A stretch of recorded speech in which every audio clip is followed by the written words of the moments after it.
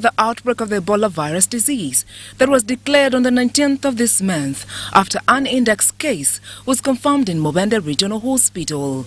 As of 28 September 2022, the country has 7 confirmed cases of Ebola, bringing the number of cumulative confirmed cases to 31 and 1 new death. That brings the number of deaths to 6, with a fatality rate of 19.4%. 6 health workers, 4 doctors, 1 anesthetist, and 1 medical student exposed to the index case. What is the index case? The first one. Oh. Between 15th and 18th,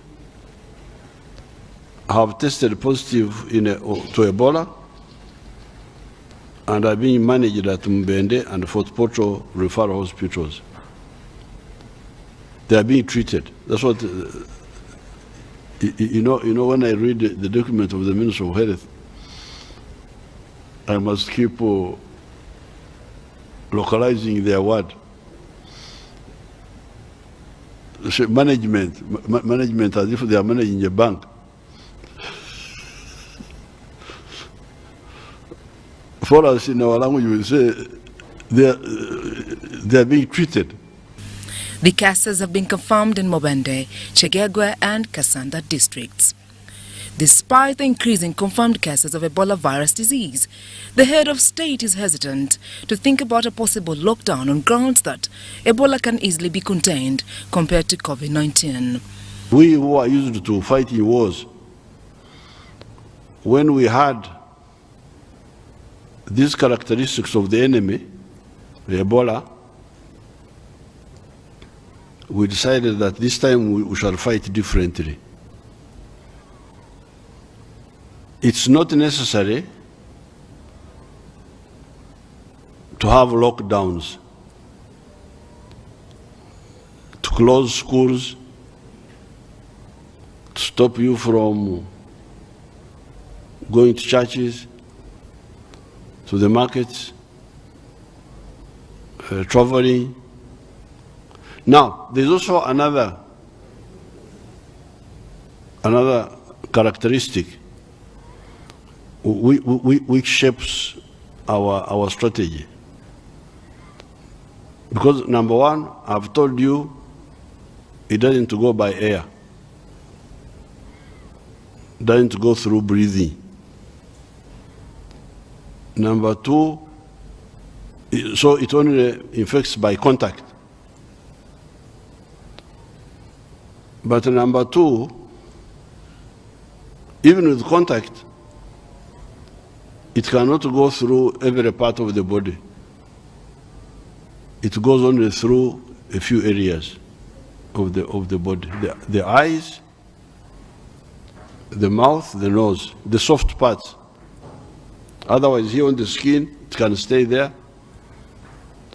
And if I don't transfer it by touching myself, it will stay there until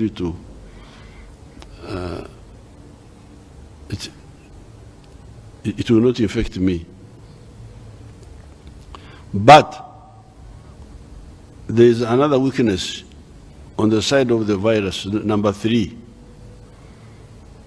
which shapes our strategy. This is that although it stays in the body for a number of days, I think it stays in the body for 21 days or something, somebody said, it can be there, but not showing itself. But apparently, before the virus starts showing signs, it is not infective. It only becomes infective once you start showing signs like temperature, vomiting, and all that. Mubende district remains the epicenter of the Ebola outbreak, with Madundu sub-county accounting for 11 cases and 5 deaths. Mubende municipality 5 cases, with Kampala, Wakiso and Chegegwa underlined as high-risk districts given the high volume of movement. The president, however, issued some preventive guidelines that include regular hand washing with soap, avoiding getting in contact with infected people and fluids and organs of infected animals, and avoiding touching soft parts of the body such as eyes, ears and the mouth. It is an aggressive disease. However, the good news is that it is not as infectious as corona, the one we have been fighting with. The big problem with corona is that it goes through breathing, airborne. It is airborne. When I sit with you, near you, and you near me, through breathing, you can infect me, or I can infect you. But that's not and that's where corona was dangerous, because you sit in the car,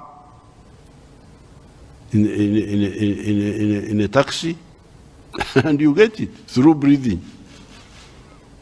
You sit in a nightclub, you get it. In the church, you get it. In the school, because it is going through air.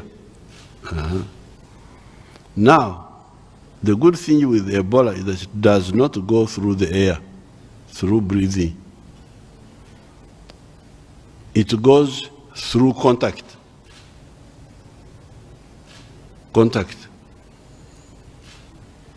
My body to be in touch with yours, and the fluids from you or me to reach you. The president also challenged scientists to come up with a vaccine for Ebola Sudan strain that the country has currently. Sandra Kahunde, Adia Nakuti, UBC News. In other updates, a Fort Portal Regional Referral Hospital this week registered the first Ebola death. The deceased, identified as Dr. Muhammad Ali, is a 37-year-old Tanzanian national who was pursuing a master's degree in medicine at Kampala International University. Now, this makes it to 2 medical workers who have succumbed to Ebola virus disease in 1 week, as the nurse working at Kigali earlier on. A 37-year-old Tanzanian national identified as Muhammad Ali has succumbed to Ebola virus disease at Fort Portal Referral Hospital. The deceased health worker is one of the 5 Ebola patients who were transferred to Fort Portal Referral Hospital from Mubende for treatment. In our care, we still have the healthcare workers who were transferred from Mubende, but unfortunately, this morning, one passed on, and this is a very sad moment for the medical fraternity. Fort Portal Referral Hospital Director Dr. Alex Adaku says the deceased Ebola health worker has been on oxygen since admission, while the 5 others are responding steadily to treatment. The deceased was one of the doctors undergoing training in KIU at master's level. Master of Medicine in Surgery is the one who passed on. He's also the one who was brought here in a more critical condition. But the health workers have had to do their best to see that he was saved from this situation that has occurred. Fort Portal Referral Hospital is in consultations with the deceased's family for safe burial. The consultations are all on high gear on the burial arrangements for the deceased. Yeah, we all recognize that this needs a very high level bilateral arrangement in which we have to get in contact with the family, with the embassy, with the university, and also other stakeholders. On this, we are all working together to see that we do the best and have our colleague buried and buried well. The hospital is anticipating for the 3 sample results of the 3 Ebola suspects currently on care at the facility.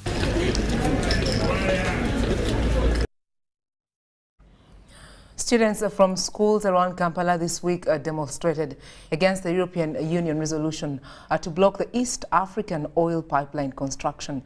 The Uganda National Students Union President Yusuf Werunga says the halting construction of the crude oil pipeline in Uganda may also affect their future, since it directly affects the growth of the country.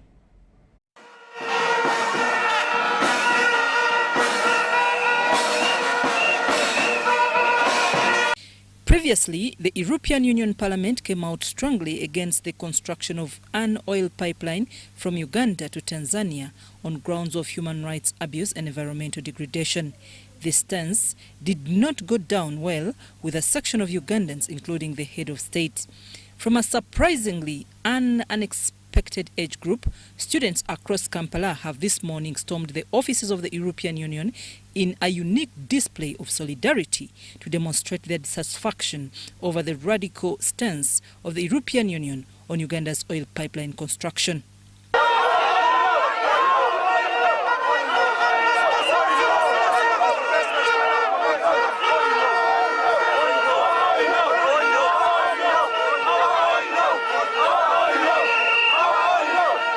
They shouldn't pop their nose, shouldn't sabotage our economic progress our economic progress towards the extraction of oil. So we are calling upon them, they should sit and rethink and revise their resolution. To support our same pipeline in Norway. This is a clear indication that they're just sabotaging the development of this country and the development of Africa. So it is our role. UNSA has a mission that to prepare patriotic citizens for national development. So today we come here to let the country understand, the European Union to understand, that this is our patriotic role to raise up and defend our country. Werunga Yusuf refutes the allegation of environmental degradation if the pipeline is constructed. Issues which have to be handled internally. Once we have failed, we shall think as a country, as a continent, that we have failed. Let's think of other country in such a mid, because students, we are at school to look for jobs. The oil program of this country is giving us over 1 million jobs. What else do we want? That's what we want. So if you sit in European Union Parliament and you want to decide for us on how to develop, it is totally not right. I'm Navka Farida and Muyungo Joseph in Kampala. The Minister of Education and Sports this week said that Cabinet is to discuss research findings on operations of UPE and the USE. While addressing the media at State House in Nakasero, the Minister for Education and Sports, General Museveni, expressed disappointment over parents-teachers associations, which he says have diverted from their mandate and started charging parents money unnecessarily. Government will develop a statutory instrument as an intervention to the challenge of exorbitant fees and charges in schools. Findings from a research conducted by a committee appointed by the First Lady, headed by Professor Kayanja, supported by the Norwegian government, indicate that school charges do not follow any documentation, and also parents-teachers associations set up charges in schools as they wish. According to the Minister for Education and Sports, Janet Museveni, the committee helped them to know the common charges and those that do not require receipts in schools. These include paying for teachers' salaries, infrastructure, school loans, utilities, and school bus in UPE and USE schools.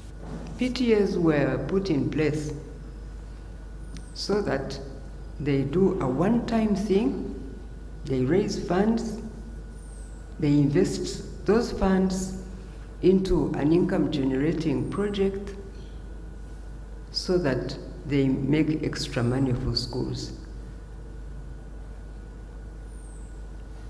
That extra money would ensure that schools are maintained, infrastructure is maintained, that they can help to maintain the school fees, that the school fees can be stable so that they are not going up and down. Now, these PTAs don't do that. Instead, they charge parents every time there is need to do anything. So the school fees are forever going up and coming down, sometimes going up again. In essence, really, the PTAs have become irrelevant, and they don't even involve all the parents. They only have some of the parents they work with. The First Lady also attributes the increase in school charges to parents not taking their role of feeding their children. Although Ministry of Education and Sports has time and again issued circulars to schools to stop increasing school fees and write to the Office of the Permanent Secretary for permission, this has not been done. We'll ensure the school maintenance, how it will be done, the teaching support fee, the school uniform, the examination management fee, the remedial learning, all that will be determined in that statutory instrument, which will come soon, but which I don't want us to do as a sector alone. For teachers' circle, now that's really not acceptable, because government does all that, as you people know. The buildings are done by government, the teachers are paid by government, the instructional materials are paid by government. So these charges come from areas that have been failed to be taken care of, like I said. Meanwhile, on the Ebola outbreak in the country, Ministry of Education and Sports has issued guidelines to schools that are to be disseminated in circulars that include standard operating procedures. School floors should be cleaned with water and, if possible, mixed with jik. I'm sure people know jik. If that can be mixed with water to clean the surface of the floors of classrooms, that should be done. At the end of the day, disinfect toilets, again, the door handles, the windows, window sills, the tables, the blackboard, and other surfaces using disinfectant. Ebola virus apparently can stay on a surface for 5 to 10 days. The minister has guided that this period schools will not have a lot to spend on, since preparations for epidemics were done during the COVID-19 outbreak. However, for any support, they can use the school facility grant.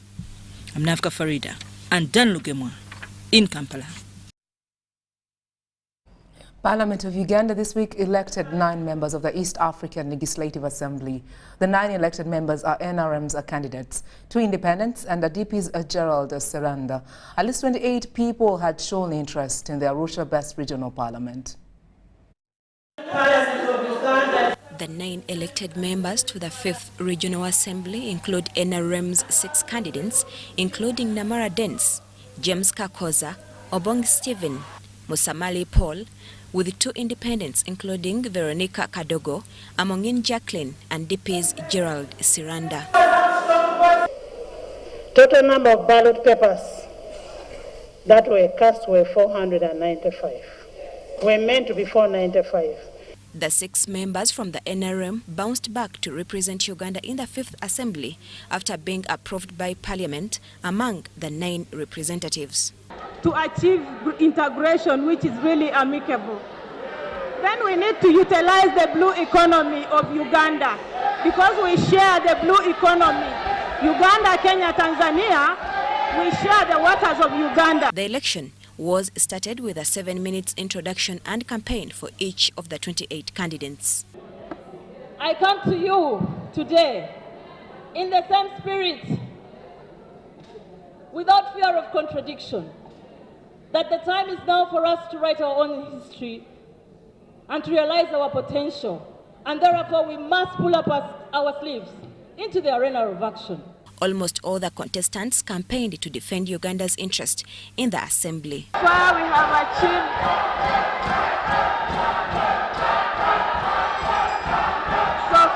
achieved two pillars, and we are now in the process of accomplishing the requirements, the legal framework for a monetary union.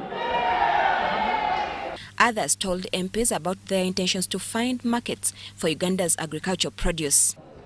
Another issue, East African community countries, we are in so many organizations. We are in COMESA, we are in IGAD, we are in SADC. For example, Tanzania and Burundi, they are members of SADC. SADC has its own protocols. Today when you produce a product, they tag it made in Uganda, made in Burundi. Speaker Anita Among congratulated the winners and thanked members for overwhelmingly participating in the voting process. Honorable members, during this meeting, the House has performed exceedingly very well. Some members of Parliament who have failed to behave in a honorable way. It is so unfortunate. We've always agreed we should maintain the decorum. But I get surprised when we have members who behave in a dishonorable way.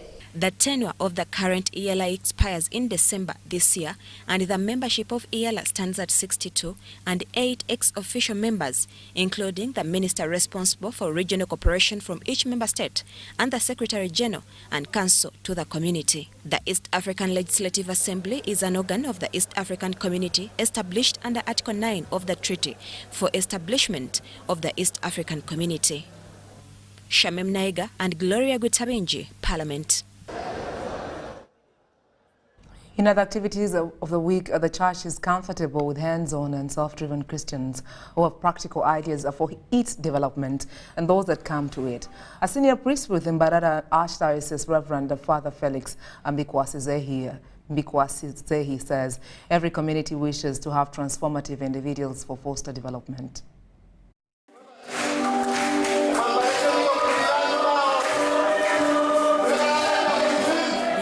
Belief that one is usually appreciated after leaving Basimo Genze, but not in Rubindi Parish of the Archdiocese of Mbarara. Appreciate the work done by our parish priest, outgoing parish priest, Reverend Father Felix Mbikwasizehi.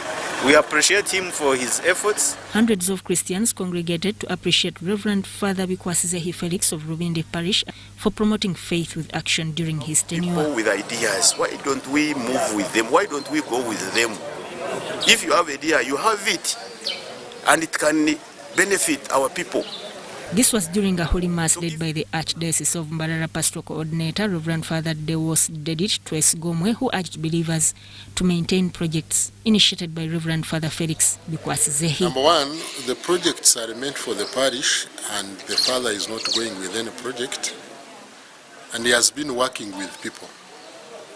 On the part of sustainability, as you have asked me, he has been having the managers, he has been having different workers in different... Mbarara District Chairperson Didas Tavaro appreciated the work done by Reverend Father Felix Mbikwasizehi by starting income-generating projects in Rubindi. That Father Felix as their example, and they started their income-generating projects, and these projects will support their parishes, their mosques, and other centers of service. Rubaya Sub-County District Councillor Lloyd Atrinom Juni Muhimbura commended Mbikwasizehi for supplementing government programs like water projects and rehabilitation of road networks. We put up schools, and you all know that his schools, the schools which were under the foundation of this parish, were doing well. Our children were performing very, very well. So I call upon everyone, the parents, to make sure that their children are in schools. He was gifted with 47 million shillings as transport facilitation, cows, goats, sheep and poultry as an appreciation for his transformative love and friendly working environment with worshippers. So if she has an idea, it's welcome, most welcome, and we welcome it. And these are the people who want. A commissioner at the Ministry of Water and Environment, Engineer John Trinom Juni, attended the function. Sudat Kaye, UBC News. On the July 30th, 2022, lowlands of Mbale city experienced flooding that led to loss of lives and property. UN Women made interventions to help alleviate gender-based violence and sexual abuse and exploitation among women affected by the floods.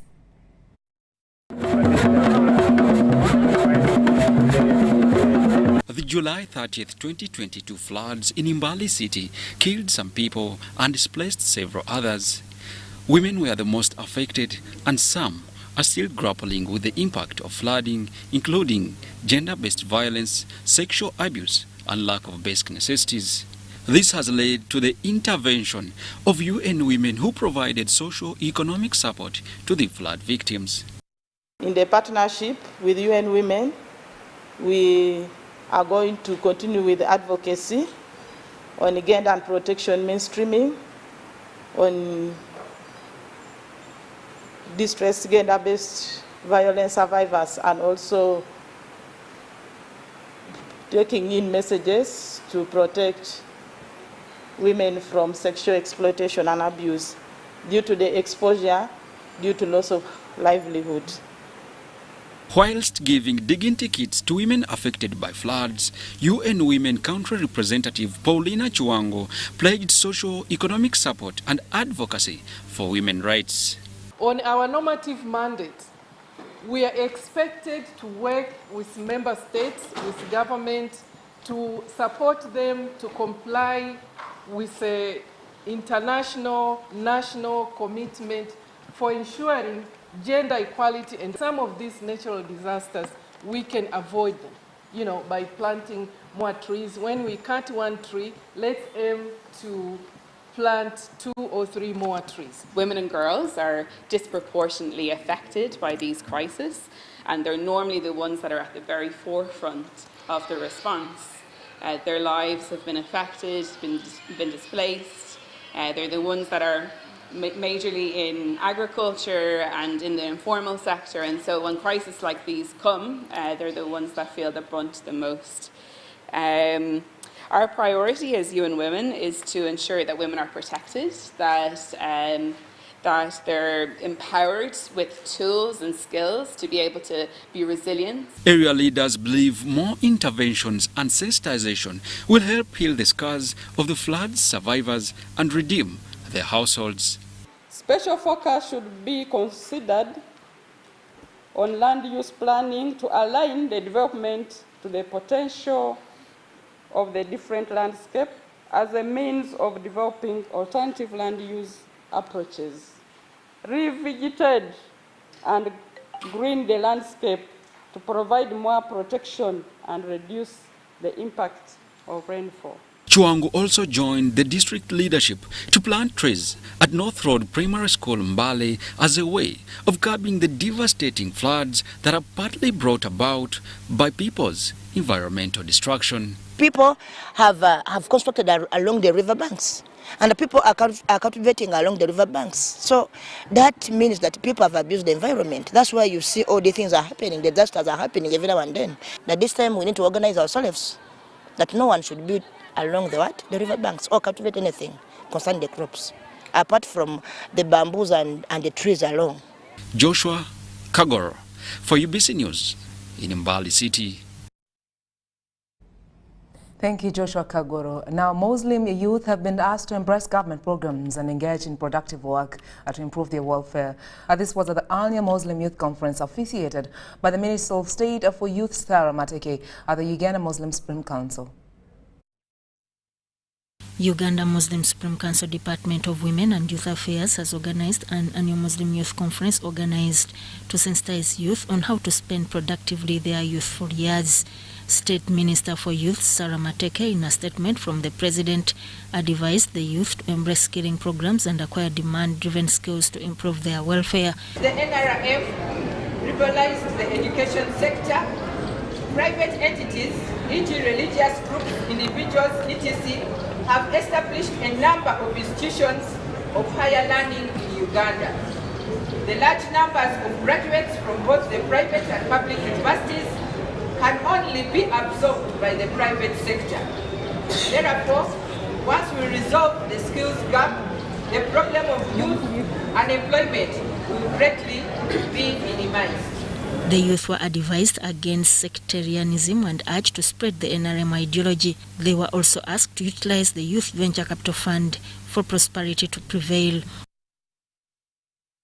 Your youthfulness is a biological advantage because it means that you have more vigor and energy to accomplish tasks. However, this is not enough. Biology alone cannot take you far if you are ideologically bankrupt. Over 500 youth from different parts of the country attended the conference. Sandra Kahunde, UBC News.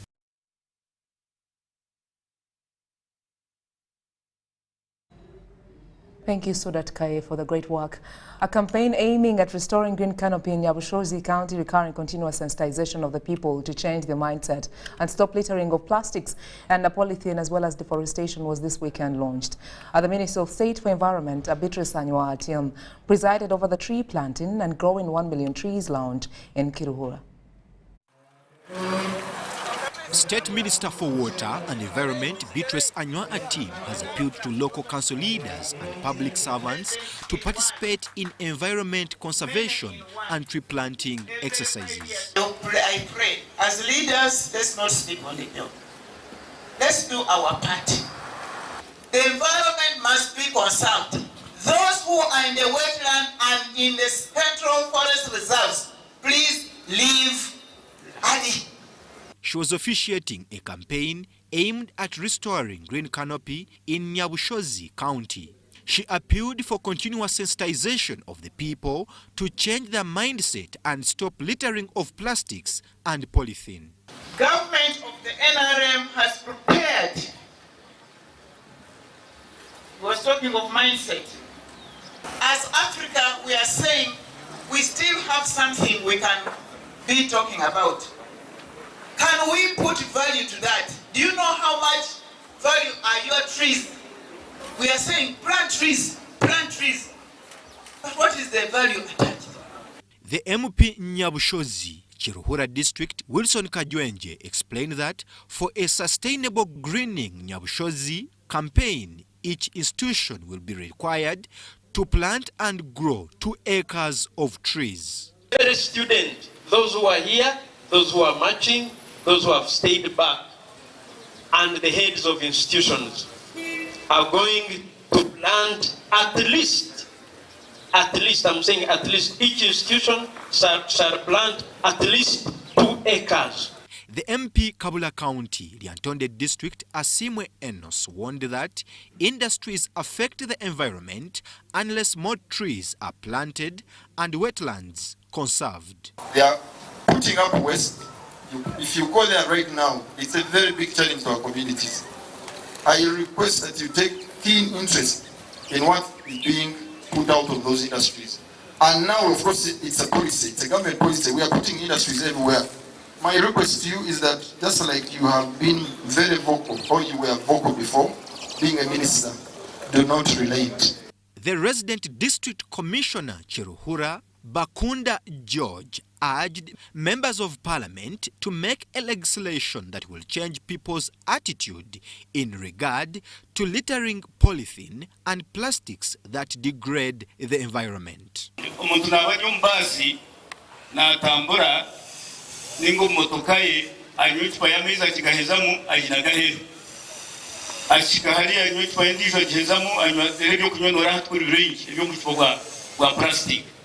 We need a legislation to change people's attitude so that people own their country. Go Green and Coca-Cola have partnered with the Greening Nyabushozi campaign to collect all plastics and polythene for favorable environment. Brian Tumwine Biarohanga, UBC News. The Executive Director of Children Foundation Uganda and the Economic Innovation Hub, Eddie Kayenda, this week called for capacity building to enhance productive livelihoods. He disclosed this during a mentorship symposium with Wakiso officials at a skills development and knowledge enhancement for businesses enhancement. Government organizations are partnering with government to ensure improved standards of living in families. The Executive Director, Children Foundation Uganda and Economic Innovation Hub, Eddie Kayenda, says in order for government programs to be embraced, people must be trained on how to handle money. We want people who have learned to ensure that they can produce, but they can also improve productivity, but also access markets.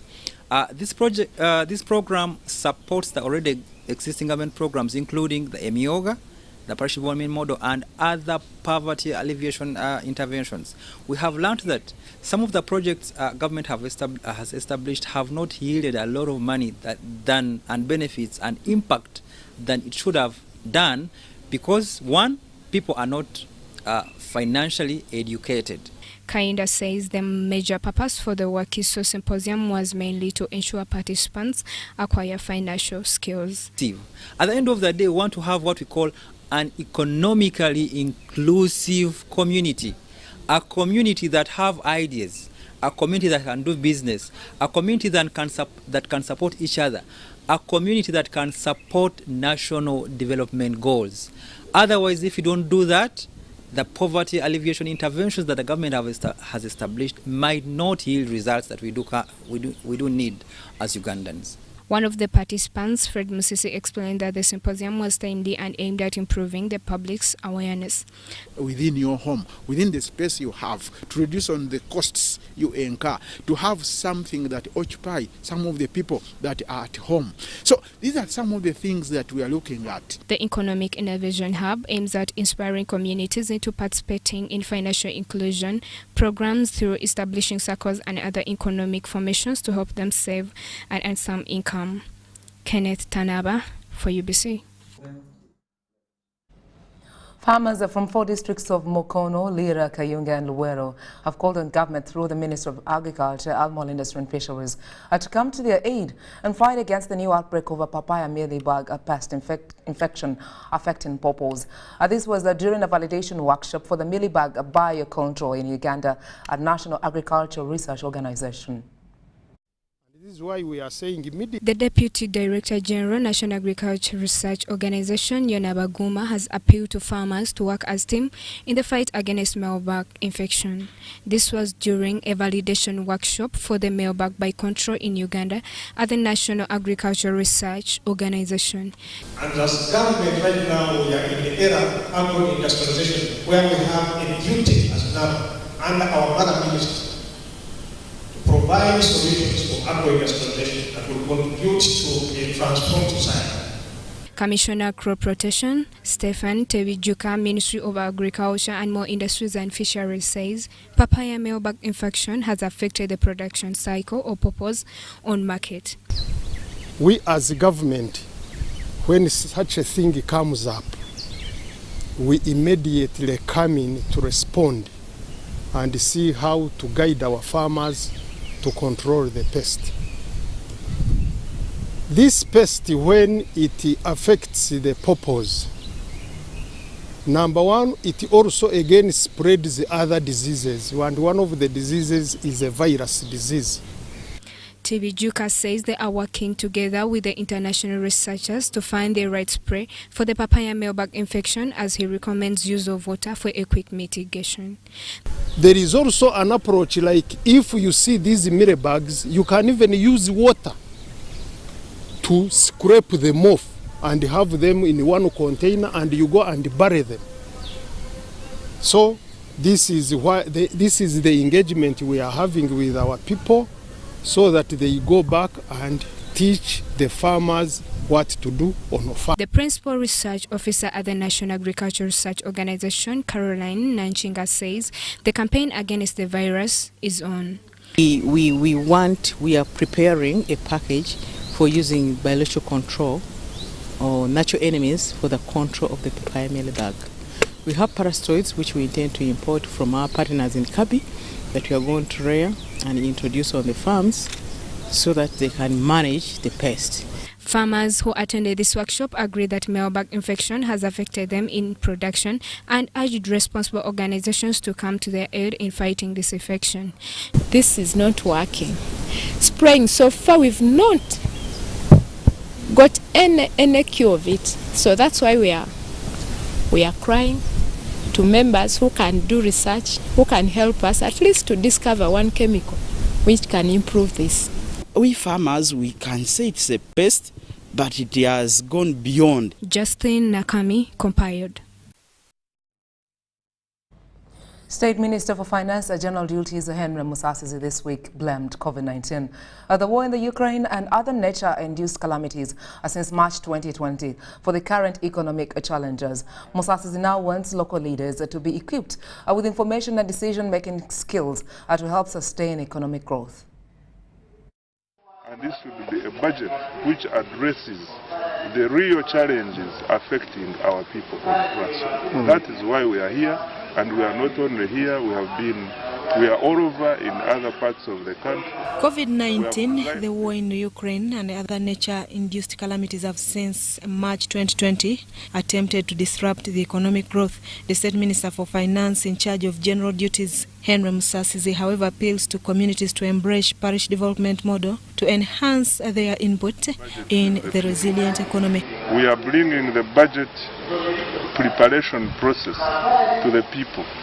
Our budget approach is a bottom-up, meaning we start from down in the local governments and we build up to the central governments, and we want to really involve all the stakeholders in this process. Musasizi says the government will be dispatching 25 million to each parish across the country to support communities' poverty alleviation initiatives and urge the leaders to familiarize themselves with the decision-making skills to give their communities the right direction. Musasizi explained that the budget-making process involves all stakeholders so that the intent and purpose are clear, owned, and valued.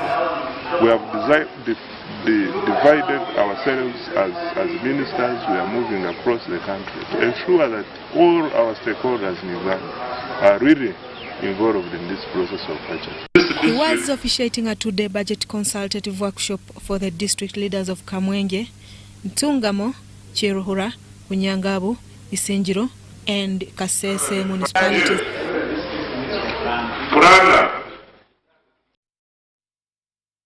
I'll definitely settle for a break. When I return, I will look at more activities that did transpire during the week, and that will be from the world of business.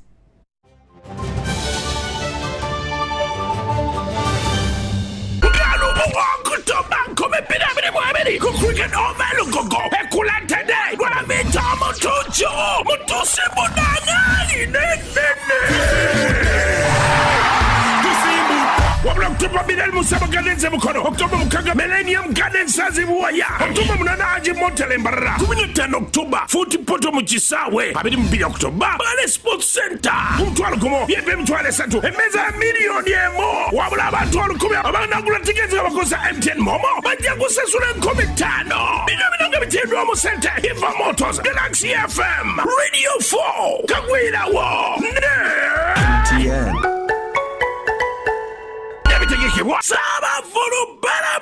Forget last season. Forget the oohs and ahs. Forget every moment that stole the show. Because the real show is here on GoTV. It's the new season. It's action-packed and it's going to be non-stop football. With over 1,000 games from more than 7 leagues and cup competitions plus a World Cup. Make sure you get the best seat in the house this new football season. Get a GoCoder with 1 month of GoTV value for only 25,000 Uganda shillings and enjoy non-stop football. GoTV Uganda. Love it. Yo!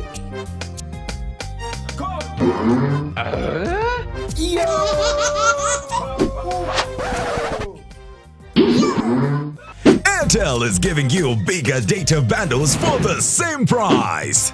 Dial star 175# to choose from our range of bigger Chillax bundles that don't expire and stay connected longer to loved ones. Airtel, the smartphone network.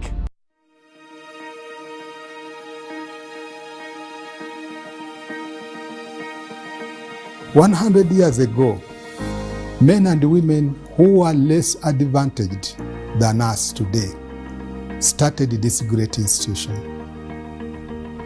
They have built it through the years to make it the great institution that it is, to produce the great men and women that have moved our country, our region, the whole continent, and even beyond. They are the ones responsible for making us who we are. We should also make a commitment that if they did what they did, what can we do so that 100 years later, people can also say, yes, 100 years ago, some people made Margeret even a greater institution, and it is what has made us what we are. So this is an opportunity for all of us to make that contribution. It is important for transforming our country, for making sure that our children, great-grandchildren will live a life better than what we have lived. You will be investing in your future. Organize small meetings wherever you are, Makererians, wherever you are around the world, and commemorate your days at Makerere University. That is also important because all those activities help in building the spirit of Makerere University. So please, I call upon all of you to join us to celebrate this as we contribute to making the university even greater. Please, you can follow us on our website, www.mac.ac.ug, and there are special pages there dedicated to 100 years celebrations.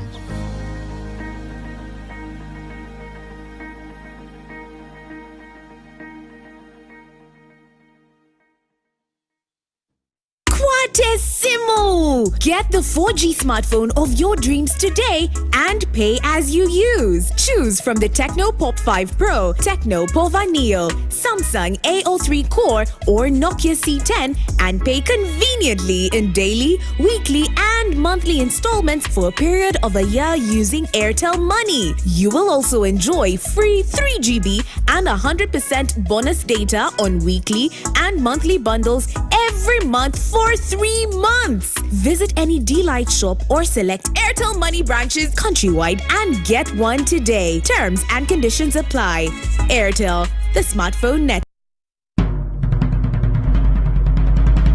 The Ministry of Health informs the public that there are confirmed cases of Ebola in Uganda. We, however, urge the public not to panic as the situation is being managed. The Ministry of Health further reminds the public to be on the lookout for any persons who may show signs and symptoms of Ebola. These include high body temperature, abdominal pains, diarrhea, vomiting, bleeding from the body openings such as the nose, eyes, and mouth. Please inform the nearest health worker immediately if you see anyone with these signs and symptoms. To prevent Ebola from spreading further, please take the following preventive measures: regular washing of hands with water and soap, avoid handshaking and hugging, avoiding any contact with any suspected Ebola patients. Any person who dies suddenly should not be buried but reported to the nearest health worker or LC1 immediately. For further information, please call the Ministry of Health toll-free number on 0800-100-066 or send a free SMS to your report on 8500. This message is from the Ministry of Health with support from UNICEF and World Health Organization. Uganda, the time is here to celebrate like never before. MTN and Talent Africa present Afro-Palooza Independence Weekend, 8th to 9th of October, featuring over 60 artists in a 2-day celebration of Uganda, including Rama, Maddox, Sauti Sol, Zex Bilanji, Chanzi Band, Cindy, Winnie Nwaji, Bika, Maurice Curia, and a lot more. That's not all. Arts and culture showcases, business expos, culinary experience. Yes, come get a taste of Uganda. Afro-Palooza is proudly brought to you by Talent Africa, Gemson, Now Special, Stanbic Bank, and MTN. Afro-Palooza, celebrating the Pearl of Africa.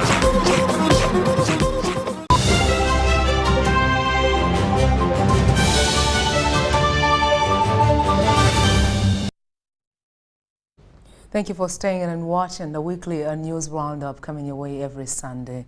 Now getting to our business activities.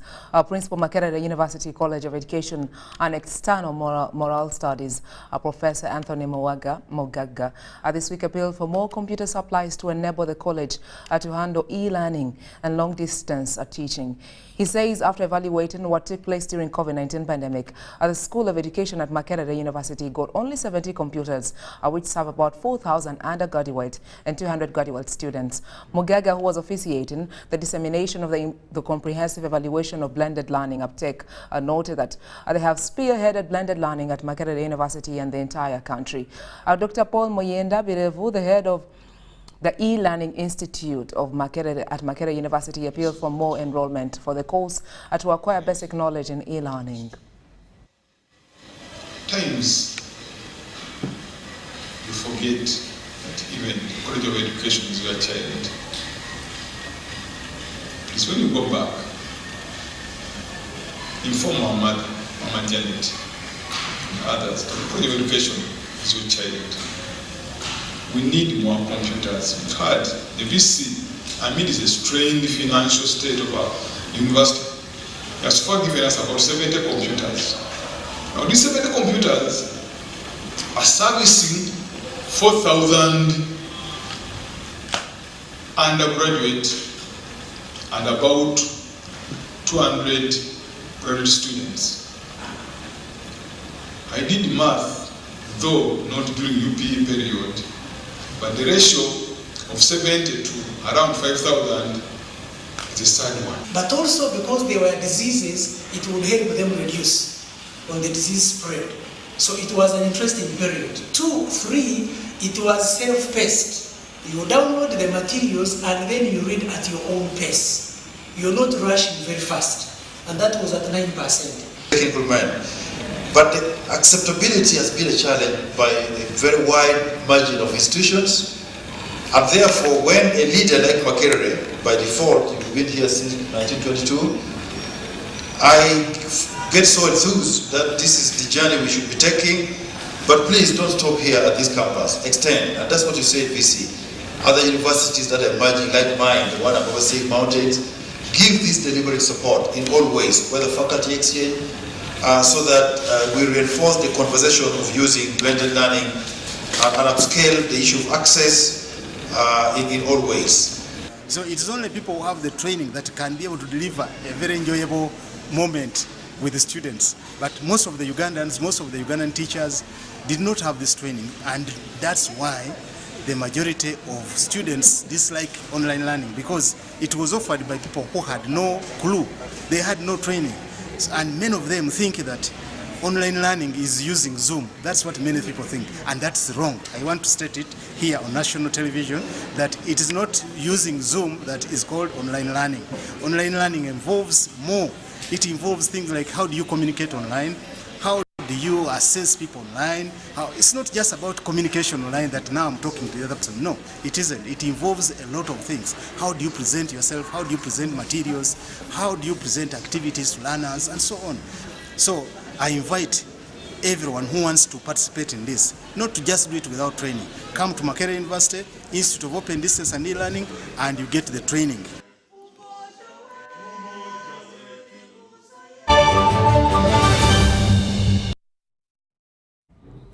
Well, the business activities of the week do wind up at this newscast. Our weekly news roundup comes to you every Sunday. My name is Sandra Kahunde. Thank you so much for making time to join us. More news updates will be coming your way in our news hours later on in the day. From the entire team behind the scene, wish you a great afternoon and, of course, a blessed week ahead. Keep watching UBC. We have great programs coming your way as far as today is concerned.